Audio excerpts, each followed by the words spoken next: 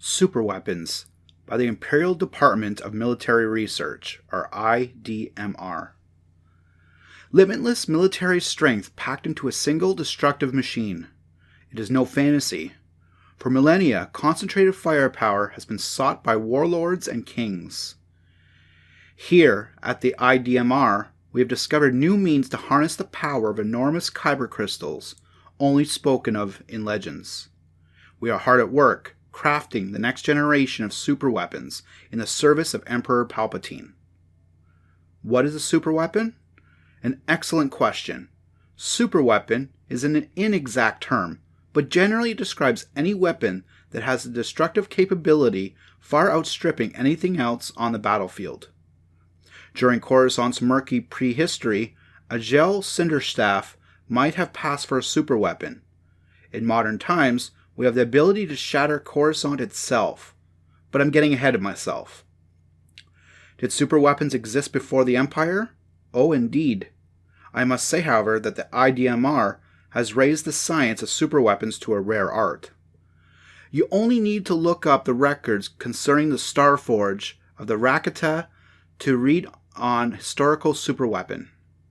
This space station produced unlimited war material day and night, never ceasing, or performed a search on the Shotgun device.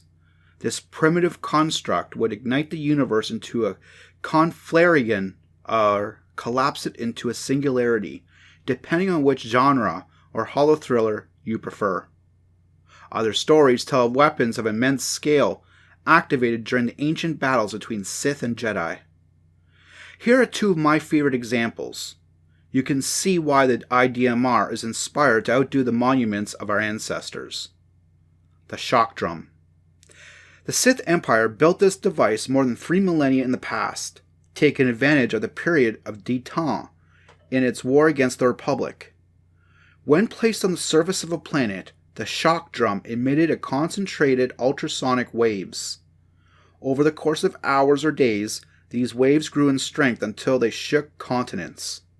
Though never tested, a shock drum left unattended would in theory tear a planet apart. Active weapon, ultrasonic resonator. Historical destructive output. Disabling of electronics and weakening of structural supports within a slowly expanding radius. Further destructive capability unverified. The mass shadow generator. Here is a clever conceit, exploiting the quirks of hyperspatial physics. If the surviving documentation is correct, the reactor that powered the mass shadow generator existed in real space and hyperspace simultaneously.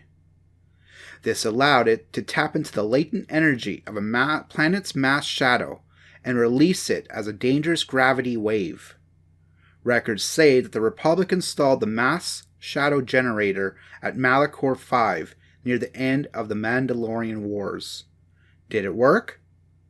There's no Malachor 5 anymore, so it certainly did something.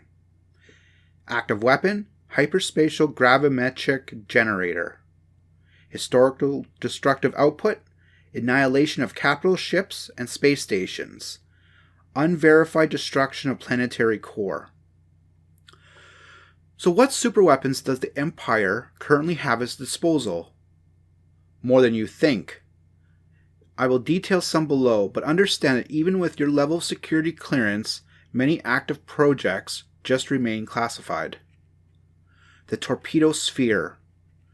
A torpedo sphere is an orbital siege platform approximately 1,900 kilometers in diameter. Each is equipped with 125 separate clusters of proton torpedo tubes. By firing proton torpedoes in rapid succession, a torpedo sphere can lay waste to surface targets and capital ships. The Empire has put hundreds of torpedo spheres into production over the last few years, so if you haven't seen one yet, you will soon. Active weapon, proton torpedoes. Destructive output, concentrated. Consecutive damage caused by repeated torpedo impacts within a small radius. Can destroy a capital ship or firebomb a large city. Visual electromagnetic intensifier. Not as many VEIs have made it into service as I'd like. and for that I blame myself. The deployment of the VEIs is both difficult and time-consuming. This weapon is a network of satellites in stable synchronized orbit above a target planet. It amplifies light, causing blinding and burning effects on a surface population. Boil the seas? With the VEI, it's never been easier. Active weapon, amplified electromagnetic radiation. Destructive output, increased temperature, catastrophic flooding, droughts, firestorms, more. The orbital night cloak. Recently, the IDMR tweaked the visual electromagnetic intensifier and relaunched it as a fresh new brand, the orbital night cloak. This weapon deploys as a satellite network in the same fashion as a VEI, but it performs the opposite function. The orbital night cloak intercepts visual light and other EM wavelengths, plunging a planet into a night that never ends, until you decide it can. While it's true that the destruction of a single satellite will short out the entire network, is that not why there is a Navy? To keep the satellite safe? The IDMR can't do everything. Active weapon, interception of electromagnetic radiation. Destructive output, decreased temperature, catastrophic ice buildup, mass agricultural die-off, planetary famine, more. So what superweapons can we expect from the IDMR in the near future?